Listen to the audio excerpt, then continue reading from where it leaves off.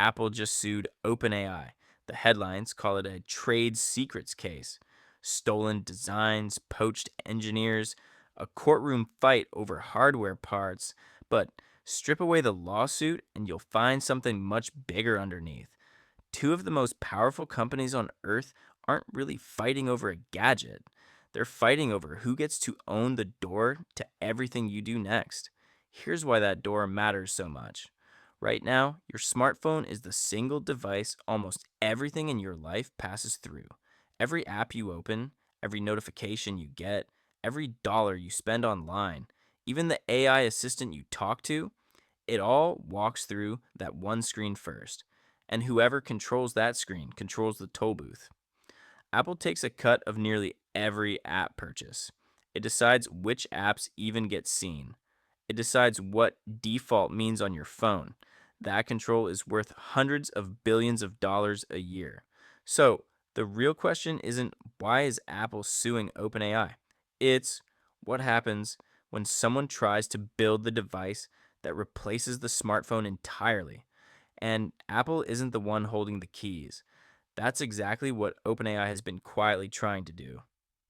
A couple of years ago, OpenAI bought a hardware startup founded by Jony Ive, the designer who shaped the iPhone itself at Apple for 2 decades.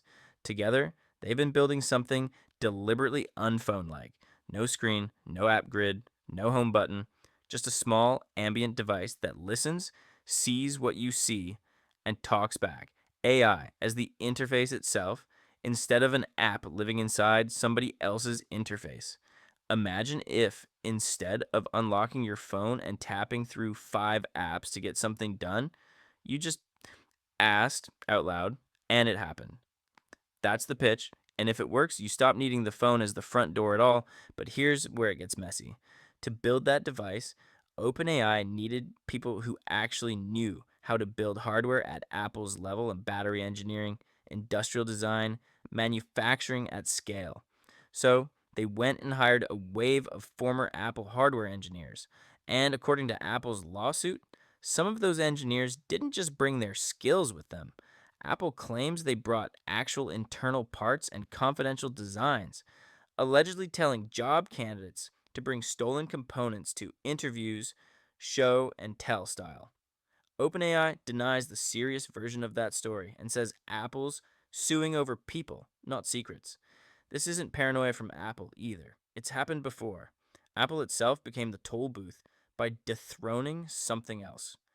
Remember when Nokia and BlackBerry ruled phones and the iPod was Apple's biggest hit? The iPhone didn't just add a new gadget to the shelf. It swallowed the phone, the iPod, the camera, and eventually the wallet, becoming the one thing you never leave home without. Every next platform fight in tech history follows the same pattern. Whoever builds the new front door gets to collect the toll that used to go to somebody else. Apple knows this better than any company alive because it's the company that did it last. And it's not just Apple and OpenAI in this race. Google is pushing AI deep into Android itself and building smart glasses with its hardware partners.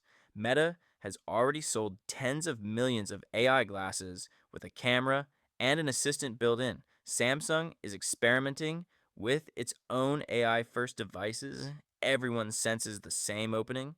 The smartphone is 20 years old, and for the first time, there's a real technology, AI that can see, hear, and talk back, that could justify replacing it. Nobody wants to be the company still making yesterday's front door when somebody else builds tomorrow's. So picture the shape of this race for a second. It's not really about who makes the prettiest pendant or the lightest pair of glasses. Hardware is just the costume. The actual prize is much stranger than a gadget. And it's the same prize hiding underneath the lawsuit, the hiring war, and every AI announcement this year. The real prize is this: whichever company becomes the first thing you talk to every day, the AI you default to, the one that's already listening before you even open an app, becomes the new toll booth, not because of the hardware in your hand, but because of the relationship. Think about what that AI would control. It would see the emails you get, so it decides which ones matter. It would hear you ask for a restaurant, a product, a ride, so it decides which business you actually reach. The same way Google search results decide which website gets your click. It becomes the layer between you and literally every other company on earth, including the apps that used to live proudly on your home screen. That's why Apple isn't just building a better Siri. It's trying to make sure its own AI stays the one you talk to first, on its own devices under its own rules. That's why OpenAI doesn't just want to be an app you download on an iPhone. Being an app means playing by someone else's toll booth rules, forever a tenant instead of the landlord. And that's why a lawsuit about hardware parts is really a fight over who gets to be the landlord of your attention for the next 20 years. So the next time you see a headline about Apple suing OpenAI or some new AI pin or pair of glasses launching, you'll know what's actually happening underneath it.